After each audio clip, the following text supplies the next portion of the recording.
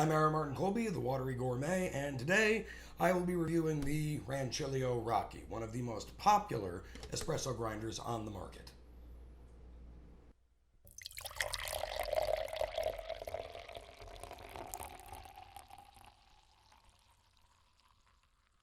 And here it is, as promised, the Rocky.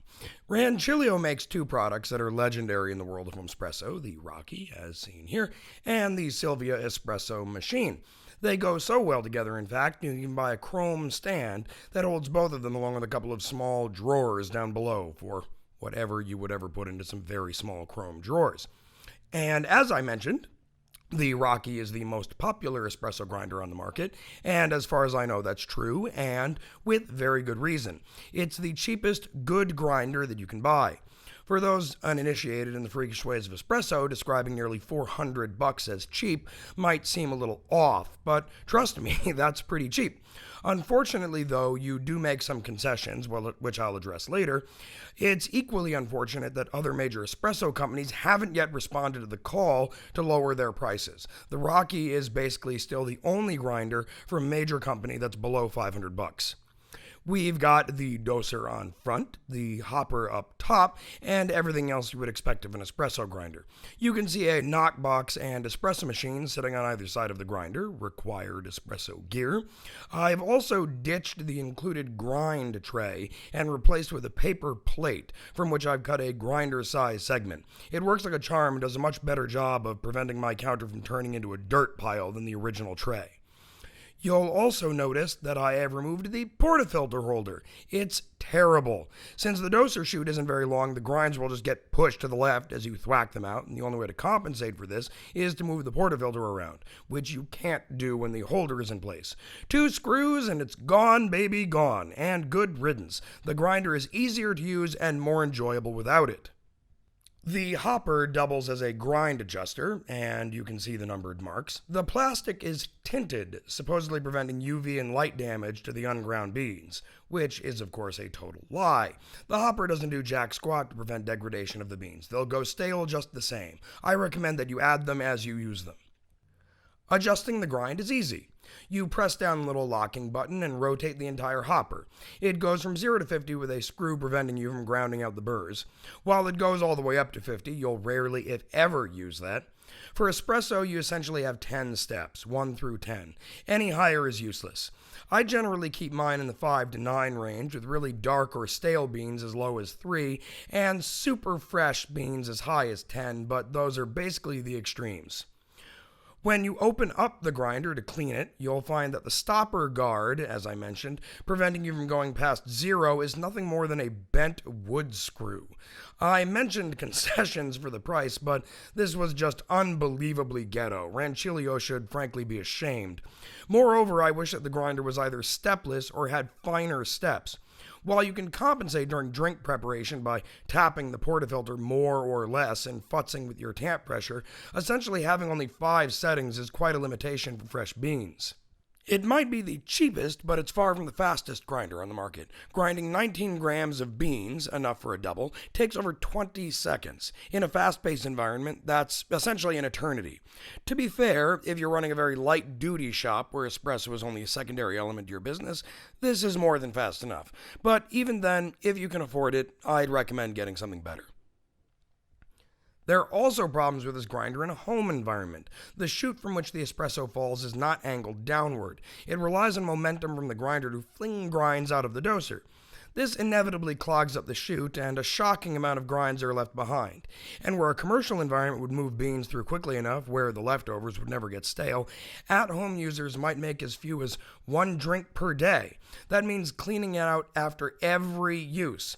Thus, I have my handy-dandy little metal skewer here, which I use to fish around in there. Really annoying, certainly, but not a deal breaker. And while we're in here, I'd also like to point out an issue with the design. The doser blades don't come anywhere near the edges of the doser wall, resulting in a persistent wall of grinds. In general, this has no effect on the quality of your coffee, since the wall of grinds forms and keeps all future grinds within reach of the blades, but it's lazy design. It's also functionally problematic if you lived in a humid climate, since the grinds will start to form mold after a few days of inactivity. Unfortunately, the doser on the Rocky, no matter how pesky, is all but necessary for espresso. If you are not making espresso, the doserless is fine, but as you'll see, it's not a good option for espresso, especially freshly roasted or dark espresso. The hopper presents more design problems. The screws that hold the hopper in place are open air, meaning that beans will inevitably get inside, preventing you from easily getting to the screws, which you need to remove to clean the grinder, which you should be doing regularly. A simple set of plastic caps would have done the job, but no, you have to either force your way in with a screwdriver, blow them out with compressed air, making one hell of a mess, or try to pick them out with a skewer. Also of issue with the hopper is the guard. It's too big, too low down, and too just generally crappy. Dark roasted, oily beans will get perpetually stuck under the guard, necessitating a good wonk on the side of the espresso machine, or you're actively pushing of the beans down into the burrs. Neither option is very elegant, both are annoying when you have a portafilter in your hand, and you would be well served to simply bust out your Dremel and cut that bastard out entirely. We finally come to the point of the grinder. The grind. It's not a quiet grinder, but it's not horrifically loud either. I'll give you a quick listen.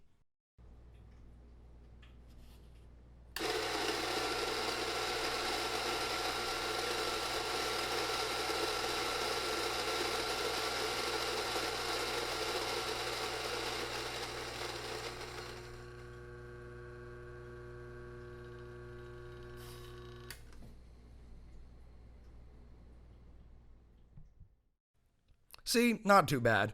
This gives me a chance to discuss the only functional issue with the grinder. Static. Look at that pile of grinds. It looks like cat food. This is the reason why the doser is necessary. With it, you can rapid fire thwack away, thus going much of the way toward breaking up all of these clumps.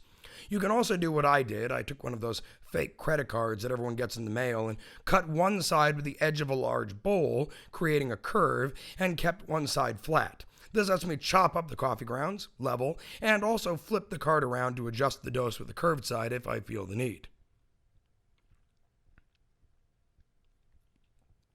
Again, with drip coffee, this isn't much of an issue, nor is it for AeroPress, pour over, or siphon, or any other prep method you can imagine. But for the high pressure, super fast production of espresso, clumps like this can kill a shot.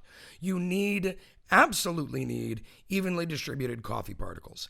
Basically, if you're in the market for the Rocky for espresso making, get the model with the doser. You can also see the amount of grounds that get stuck in the chute after you stop grinding. Again, with my trusty skewer, I venture in.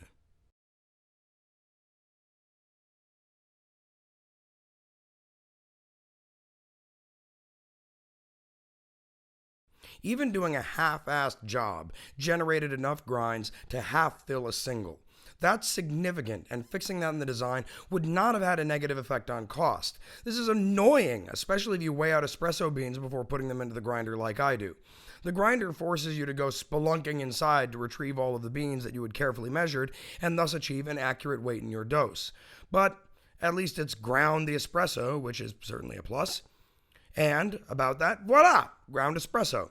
Much of what I've been saying has cast the Rocky in a very negative light, but I see that as part of what makes a critic a critic. A critic should be picky, it's their job. But I don't mean to indicate that the Rocky is crap. I opened this review saying that it was the cheapest good grinder that you can find, and that's true. It has commercial grade guts for under $400, and aside from the static issue, it does everything that it's meant to do well. The number of fines, very small particles that can clog up the portafilter, is a non-issue, and that's certainly an issue with a lot of other cheaper grinders. The grind, once static is eliminated, is very even. The internals are built like a tank, and it's decently attractive. Truly, it's a good grinder. But while $400 in the world of espresso is low, in the world of non-insane people, it's pretty friggin' high, which makes many of the design issues stand out like a sore thumb. Worse still, these are problems that have persisted for years. The Rocky has been on the market since the early 2000s, indicating that Rancilio simply has no desire to fix them. If you're a home user and you're on a budget, this grinder should be at the top of your list. But if you can afford to bump up a price category, say $200 around $200 more, say like a Maycap M4 or a Mazda Mini, I would recommend it. That eliminates absolutely every criticism I have of this machine. They're better designed, more attractive, quieter, basically better in every conceivable way.